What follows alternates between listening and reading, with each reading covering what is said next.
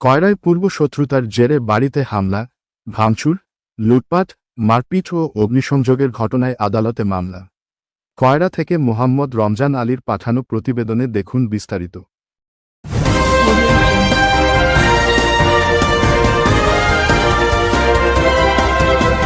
খুলনার কয়রায় পূর্ব শত্রুতার জেরে বসত বাড়িতে হামলা চালিয়ে ভাঙচুর, লুটপাট, মারপিট ও অগ্নিসংযোগের ঘটনা ঘটেছে। গত 6 আগস্ট বিকালে উপজেলার আমাদি ইউনিয়নের আমাদি গেট সংলগ্ন মেইন রোডের পাশে রহিমা শোভান দম্পতির বসত বাড়িতে এ ঘটনা ঘটে। এ সময় ঘর ও ঘরে থাকা আসবাবপত্র ভাঙচুর, মারপিট সহ নগদ অর্থ লুট করে নিয়ে বসতঘরে অগ্নিসংযোগ করে বলে অভিযোগ রহিমা শোভান দম্পতির। রহিমা শোভান দম্পতি আরও জানান, সম্পত্তি নিয়ে বিরোধে পূর্ব শত্রুতার জেরে খেওনা গ্রামের জাকারিয়া মোড়ল, খলিল মোড়ল ও শামছুর মোড়ল সহ তাদের সঙ্গীয় লোকজন মিলে তাদের বসতভিটায় হামলা চালায়। এ সময় তারা হামলা চালিয়ে বাড়ি ঘর ভাঙচুর, মারপিট ও নগদ অর্থ লুট করে বসতঘরে অগ্নিসংযোগ করে সবকিছু পুড়িয়ে দেয়। এ ঘটনায় প্রতিকার পেতে রহিমা খাতুন বাদী হয়ে জাকারিয়া মোড়ল, খলিল মোড়ল ও শামছুর মোড়লের বিরুদ্ধে আদালতে মামলা করেছেন বলে জানান তারা।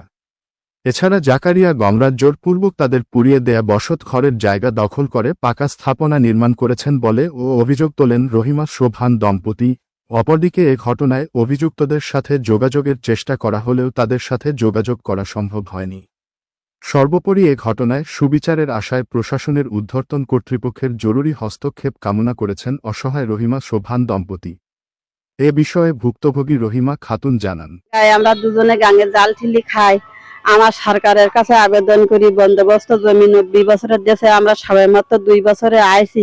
আমার কি ঘর বাড়ি 6 তারিখে পুড়াই দিয়েছে জাকিয়ারা, খলিল, তারপরে শামসুর আমিন, তারপরে হলো লতিফ মোল্লা, আর এরকম লোকে বিভিন্ন লোকে পুড়াই দিয়ে আমার ঘরে ছিল কোরআন শরীফ, তার পুড়াই দিয়েছে। আমার কোরআন শরীফের জন্য আমার মাথা খারাপ, আমার সম্পদ সব পুড়াই দেওয়া, হাঁস মুরগি জেনে যাচ্ছিল।